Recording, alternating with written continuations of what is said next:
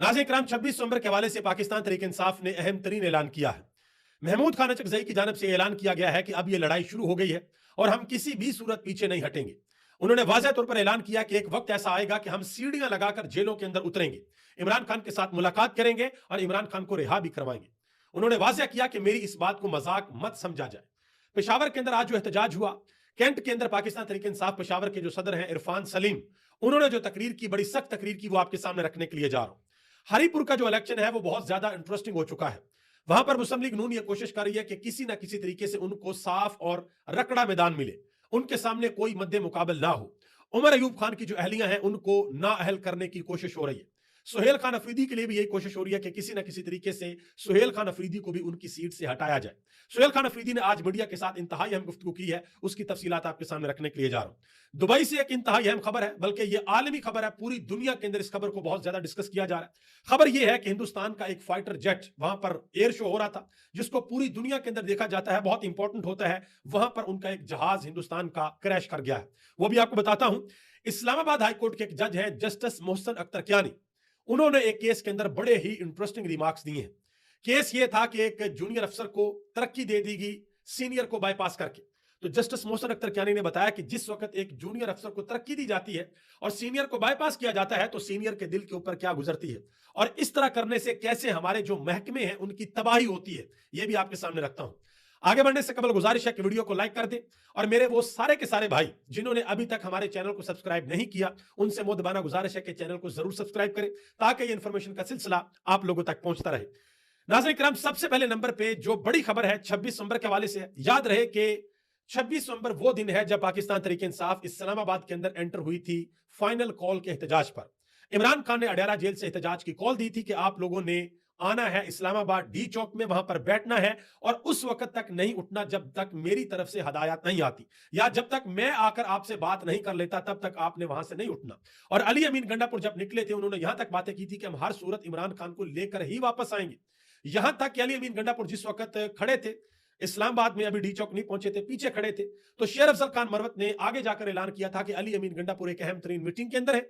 थे तो गाड़ी के अंदर, लेकिन फोन के ऊपर मीटिंग थी। उन्होंने कहा हो सकता है कि अभी थोड़ी देर बाद आपको बहुत बड़ी खुशखबरी मिले, लेकिन फिर बाद में कहानी बिल्कुल उलट निकली।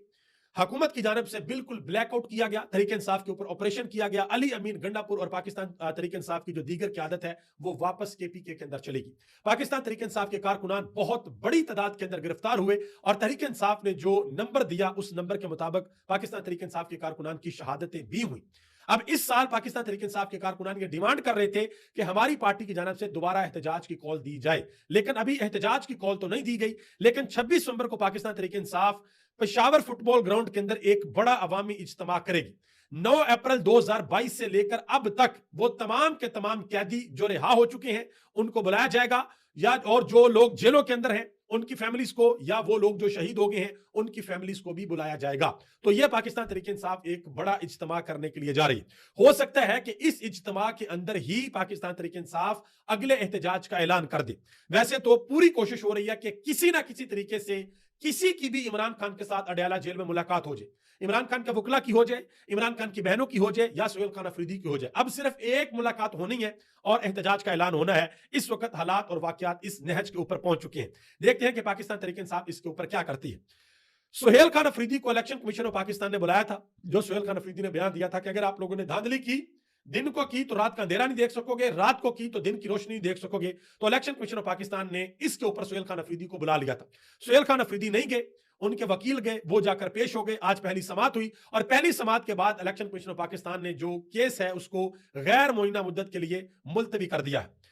दूसरी तरफ सुहेल खान अफरीदी ने इलेक्शन कमीशन ऑफ पाकिस्तान की इस हरकत को, इस एक्शन को पेशावर हाई कोर्ट के अंदर चैलेंज कर दिया है कि इलेक्शन कमीशन ऑफ पाकिस्तान का मुझे इस तरीके से तलब करना गैर कानूनी है। मैंने कोई भी ऐसा काम नहीं किया जो कानून और आइन के मावरा है, यानी कि कानून और आइन के बाहर है। अब जरा आगे आ जाए, जो इंटरेस्टिंग चीज है वो आपके सामने रखता हूं।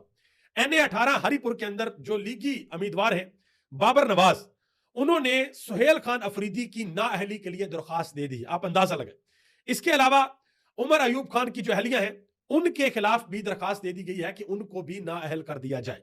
यानी कि मुस्लिम लीग नून जो है वो सियासत के मैदान में अब इस काबिल नहीं रही, इतने जोगी नहीं रही कि ये पाकिस्तान तहरीक इंसाफ का मुकाबला कर सके। अब एक ही सूरत में मुकाबला हो सकता है या तो आगे मध्य मुकाबल हो ही कोई ना, बिल्कुल साफ और रकड़ा मैदान मिले, या अगर कोई मध्य मुकाबल खड़ा हो जाए तो उसको नाअहल करार दे दिया जाए।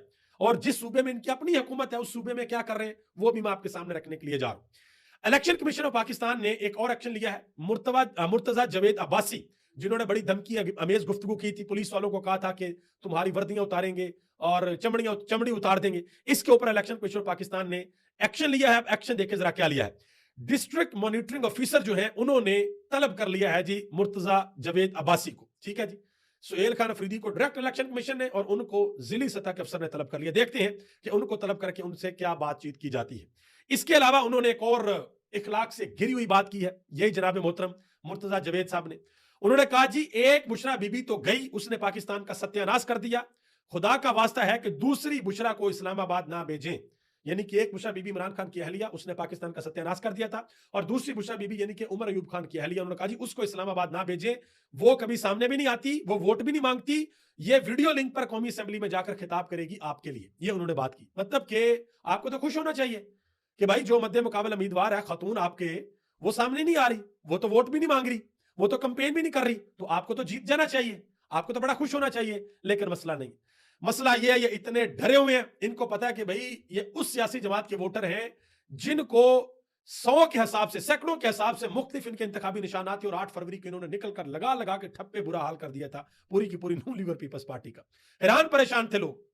0 को 8 बनाना पड़ा था, 7 को 9 बनाना पड़ा था, 100 के आगे 0 लगा के 1000 बनाना पड़ा था, पता नहीं क्या क्या फॉर्म 45 के अंदर करना पड़ा था, और फिर जाके फॉर्म 47 बने थे। अब इनको यही डर और खौफ है, इसलिए कहते हैं कि एक बुशरा बीबी तो गई है, उसने पाकिस्तान का सत्यानाश कर दिया, खुदा का वास्ता दूसरी को इस्लामाबाद ना भेजे। और बुशरा बीबी ने क्या सत्यानाश किया पाकिस्तान का, वैसे तो उनका कोई लेना देना था नहीं हुकूमत के साथ, चले थोड़ी देर के लिए मान भी ले। उनके ऊपर बड़े इल्जाम लगाए जाते हैं जी, जादू टूना करती थी, इमरान खान के ऊपर बड़ा उनका असर था, इमरान खान कपड़े भी उनकी मर्जी से पहनते थे, इमरान खान उनके इशारों के ऊपर चलते थे। तो भाई ये कितना अच्छा था पाकिस्तान के लिए, अगर मान ले, बिल फर्ज अगर मान ले, कितना अच्छा था पाकिस्तान के लिए कि पाकिस्तान 6.02 के साथ तरक्की कर रहा था। भाई आज कहां पे है, जरा आप गूगल कर लें, 2.7 के ऊपर है हम। 3 साल गुजरने के बाद भी हम इमरान खान के लेवल तक नहीं पहुंच सके, यानी कि 6.02 तक हम नहीं पहुंच सके, हम 2.7 तक, और 1 साल तो माशाल्लाह हम नेगेटिव यानी कि 0 पर भी गए। ये हालात वाकयात है। अब लाहौर के अंदर क्या हो रहा है जरा ये भी सुन लें। वैसे तो पाकिस्तान तहरीक इंसाफ ने पंजाब के अंदर जितने भी दूसरे हल्के हैं उनका बाइकआउट कर रखा है कि इलेक्शन के अंदर हिस्सा नहीं लेना। सिर्फ लाहौर के अंदर जो हमाद अजहर के वालिद साहब वाला हल्का था, अल्लाह गरी की रहमत करे, वो वफात पा गए, उस हल्के के अंदर पाकिस्तान तहरीक इंसाफ ने इलेक्शन लड़ना है।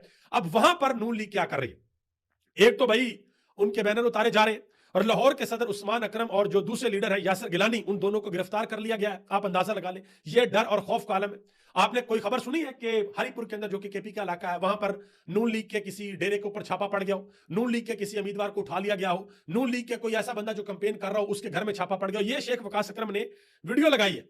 उन्होंने कहा जी आज ऑपोजिशन लीडर पंजाब मोइन कुरैशी साहब के घर और डेरे को पुलिस ने घेरे में ले लिया, और बाद अज़ां उनके डेरे के अंदर बैठ गए, और अभी तक वहां पर मौजूद है ताकि उनको एहतजाज से रोका जा सके। एहतजाज की कॉल थी उस हवाले से, ठीक है जी। इसके अलावा बिल्कुल ये डरे हुए। आगा शेख सरवर ने बाकायदा तौर पर एक वीडियो लगाई। उन्होंने कहा कि मरियम नवाज यहीं पर खौफजदा हो गई। आप दावा करती थी कि आपने बड़े बड़े कारनामे सर अंजाम दिए हैं, तो फिर ये खौफ क्यों है? अवामी मैंडेट से खाइफ अनैसर इस वक्त पाकिस्तान तहरीक इंसाफ के दफ्तरों पर पुलिस चढ़ाई करवा रहे हैं, लोगों को गिरफ्तार कर रहे हैं, जो इस हकीकत की गमाजी करता है कि नून लीग और जनाब आली मरियम नवाज शरीफ असल अवामी फैसले से शदीद मरगूब और सख्त भीमनाक है। फॉर्म 47 तो आपने बहरहाल बनाना ही है, तो फिर यह दहशत और हिरास क्यों है? ये उन्होंने सवाल पूछा है कि जब आपने बनाने फॉर्म 47 है तो ये दहशत और ये खौफ और ये डर का आलम क्यों है? ठीक है जी। एक और बात सुन ले, जुल्करनैन इकबाल, उन्होंने बड़ी अहम बात की है। मतीउल्लाह जान के साथ बैठे हुए थे, साकिब बशीर साहब भी उनके साथ थे। उन्होंने कहा कि पंजाब के ज़िमनी इलेक्शन के लिए तमाम अफसरान जिली इंतजामिया से लिए गए हैं। उन्होंने कहा कि आरओ और डीआरओ डिप्टी कमिश्नर को लगाया जा रहा है, जबकि खैबर पख्तूनख्वा के जो इलेक्शन है वहां पर इलेक्शन कमीशन ने जिली इंतजामिया से कोई अफसर नहीं लिए, वहां पर अपने अफसर भेज रहे हैं। आप अंदाजा लगाएं। इसलिए सुहेल खान अफरीदी ने कहा था कि 2 नंबरी मत करना। ये आप देख लें जी, ये पुलिस माशाल्लाह खड़ी हुई है जी, बिल्कुल पूरा पैरा दिया जा रहा है कि किसी किस्म की कोई कंपेन नहीं करने देनी। आगे आ जाए जी। तहरीक तहफ़्फ़ुज़ आईन पाकिस्तान की क़यादत की जानिब से भरपूर एहतजाज किया गया। उनकी तरफ से कॉल थी कि जुमे के बाद यौम स्याह मनाना है। इस्लामाबाद के अंदर उन्होंने एहतजाज किया, उन्होंने बड़ी खुलकर बातें की हैं। महमूद खान अचकज़ई ने कहा कि पाकिस्तान में जमहूरी और गैर जमहूरी फौजों की लड़ाई शुरू हो गई है। हमारा हर साथी ज़मीर और अवाम के मफादात का कैदी होगा। उन्होंने कहा कि इमरान खान से मुलाकात हमारा हक है। अगर ये अब हमें इमरान खान से मुलाकात नहीं करने देंगे तो जल्द वो दिन आएगा, हम सीढ़ियां लेकर अडयाला की दीवारें फैलाकर मुलाकात भी करेंगे और इमरान खान को रिहा भी करवाएंगे। उन्होंने कहा कि मेरी इस बात को आपने मजाक नहीं समझना, मैं बिल्कुल सीरियस बात कर रहा हूं। अलामा राजा नासिर अब्बास ने कहा कि कुरान पाक में हुक्म है कि ना तुम जुल्म करो और ना जुल्म बर्दाश्त करो। उन्होंने कहा कि मीडिया पर पीका के जरिए, अदलिया पर तरमीम के जरिए और पार्लियामेंट पर जबर के जरिए जुल्म हो रहा है। उन्होंने कहा कि पहले इन्होंने लाइटें बुझाकर गोलियां मारी, अब दिन दहाड़े गोलियां मारेंगे, फिर ये फिरौन की तरह आपके बच्चों को मारेंगे। ये उन्होंने बात की। सलमान कमराजा ने कहा कि हम एक पुरअमन सियासी कुव्वत है, पाकिस्तानी अवाम की आवाज है। हम कोई हुल्लड़बाजी नहीं करने आए बल्कि बड़े असूलों को बयान करने आए हैं। हम जाबर की आंखों में आंखें डालकर कलमा